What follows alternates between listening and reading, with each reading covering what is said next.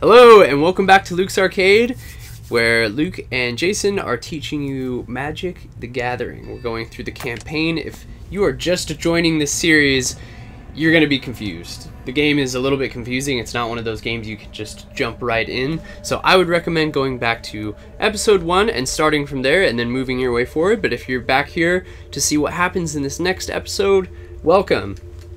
And let's do a little bit more learning. So here we go. In the last episode, we explained how we're playing this blue deck and how we are trying to mill the other deck. We're trying to get all of the cards that they have in their deck in their graveyard and have that alternate win condition that we were talking about, so that we can beat this guy.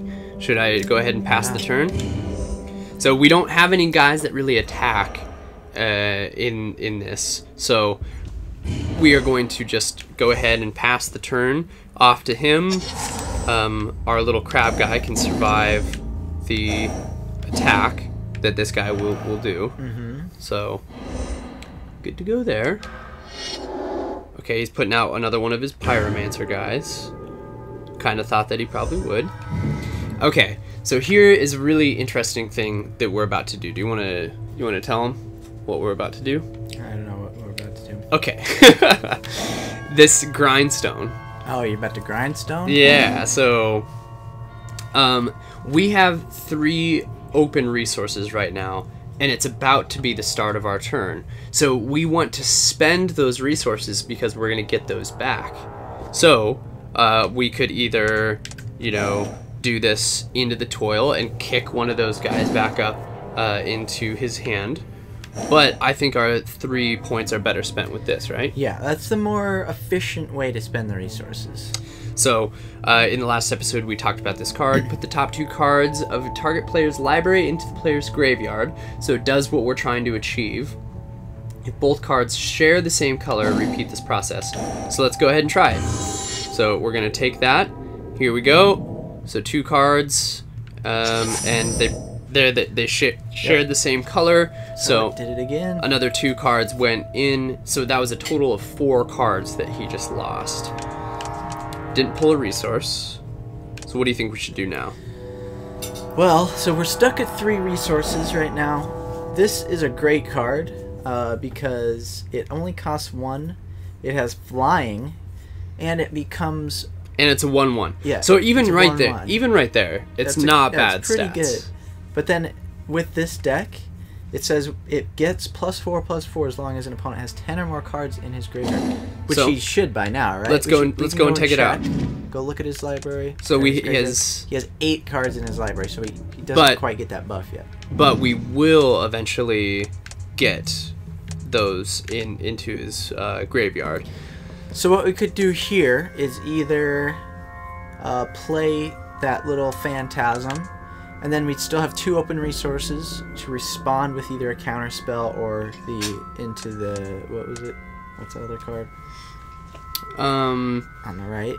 The grindstone? No, the one in your hand. Into the royal. What is a royal? I don't know. We're gonna go into the royal. So what I think maybe would be our best move right now is we can have one of his little guys get popped up into his hand. Yes. What do you think? Do you think that's the best move? Because these 2 Pyromancers are gonna each do 1 damage and kill our crab. Yeah. And I don't like that. I would say because the one has Summoning Sickness, he can't use it yet. So I would, maybe if you pop that down and pop his already ready guy back up. Right. And if he was... so he's going to use it. In response, he's using that ability, activating it to do 1 damage. But we can handle 1 damage. It's fine. So now we don't have any more resources. We're just going to end the turn. And now our little crab is safe for the time being. At least I think. We just need to start pulling some more land. Another one of the Pyromancers.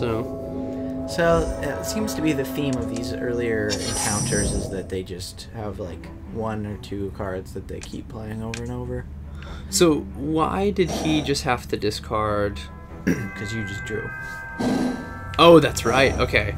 So keep that in mind too. Every time we draw, he has to put one of the top cards in his deck into his graveyard. So we're gonna do this landfall. It will proc. Is term proc just basically means like it'll make it happen. Whenever a land enters the battlefield under your control, target player puts the top 3 cards of his library, his or her library, which is their deck, into their graveyard. So here we go.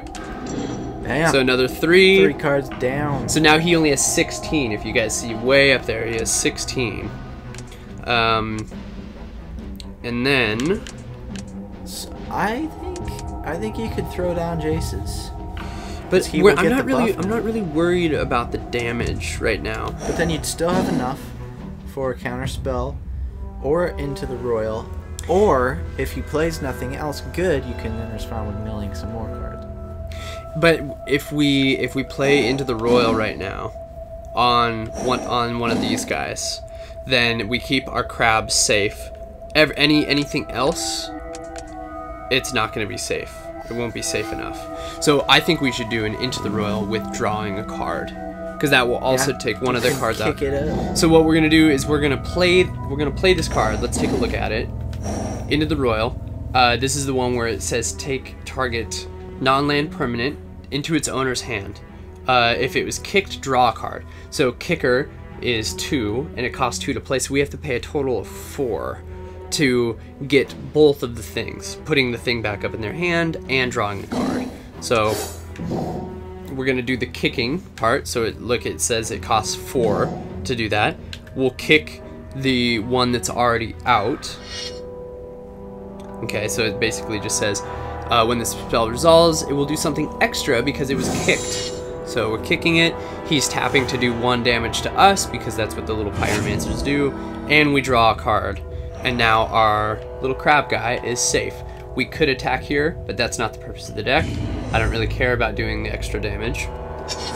He wouldn't block because these guys aren't blockers. They're doing ping damage instead. And, yep. So he'll probably play another pyromancer. There we go. And then he'll end his turn, just like what's been happening. There's a land. Okay, so I drew another card, so he had to mill another card. Got another land. Have to mill another 3. He's gonna mill another 3, so he's down to 10 cards now. So we're getting closer and closer to what we wanted to do in the first place. I would play into the royal again and kick it. Let's do into the royal again, kick it, kick the guy. So then we're gonna draw a card. That means that he is going to mill another card. So he's gonna be down to 9. And you can play Jace's Phantasm. Yep. Oh. Yep. Okay, so he's down to 9 cards. So since there are 10 cards in a graveyard, this Jace's Phantasm, for a cost of only 1. Cost of 1 becomes a 5/5 flying. That's ridiculous. Because as you see, Jace's Phantasm gets +4/+4 as long as his opponent has 10 or more cards in his or her graveyard. So normally in most decks that's like a really terrible card, but in this deck it's an amazing card. Well, we use him a lot as a 5/5 blocking flyer. So like if a rush deck was to come at us, we can be like, hold up, we got Jace's Phantasm to block. And the good part is, even if like for some reason you aren't getting the cards you want for the combo to mill them out, he actually, like against this deck, this guy has no way to stop a flying attacker. So in 4 turns from now, he'd be able to attack for 20 damage and kill him just by himself. Mm-hmm. Yep, that's true. So, let's see, what can we do now? Can we get him this turn? So he has 7 cards. So we need to figure out a way that we can get 7 cards into his graveyard. Now, here's a new card. This is called Stroke of Genius. This is an interesting card because it says pay X plus 2 clear and 1 blue. So that's a total of at least 3, because we could play this card for a cost of 3 plus the X could be 0. But then the text below would say target player draws 0 cards. So if we were to pay 2 on the X, then it would be target player draws 2 cards. So what I can do with this card right now is, since it costs 3 before the X part, I could make myself draw 2 cards, which would make him mill 2 cards. Hopefully I get a land, then I could put down the land, and I would get the landfall bonus again. So that's what I want to do right now. I'm going to choose a value for X. I'm going to make it 2. I am going to draw the cards. So that made him mill another 2 cards. I unfortunately didn't get a land that I thought I would, which is unfortunate. That's fine. Yeah. So I'm just going to go ahead and pass the turn. He's going to probably end up pinging my hermit crab to death. Kind of sucks, but he just drew a card for his turn, so now he's down to 4 cards. The count is on for this guy. Yeah, your crab doesn't even really matter at this point, because you're gonna win next turn regardless. I think so. Because of your artifact.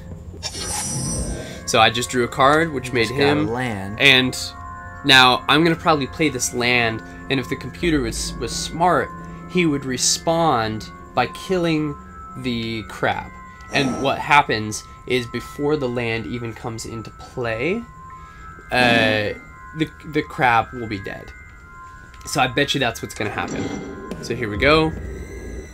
The computer is not smart. So the rest of his deck, you noticed right above me, his deck is gone. So now when he tries to draw a card at the start of his turn, so I'm just going to say forget it. I'm just going to go straight to my end step. When he starts his turn, he's going to try to draw a card, which it hasn't started yet because he's doing his little ping damage. Here comes another one. And then here it goes. It's going to be game over. See, he just tried to draw a card. He couldn't, so we win. And that's how this deck works. I think it's a pretty interesting deck. It's fun. We like doing that.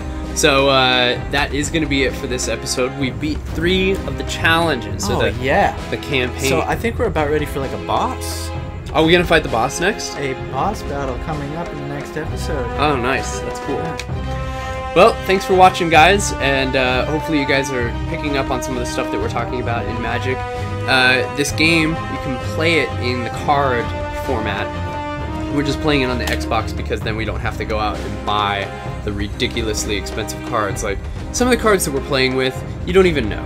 Like, if you think that one of the cards is really, really good, you should go into eBay and eBay some of the cards. Sometimes they're only like $1 or $2, but like we said right when this series first started, some of the cards are like $100 each, and you can put 4 in your deck, so you're walking around like $1,000 deck. It's out of control. Okay, that is going to be it. Thanks guys for watching, and we'll see you next time. Bye. Bye.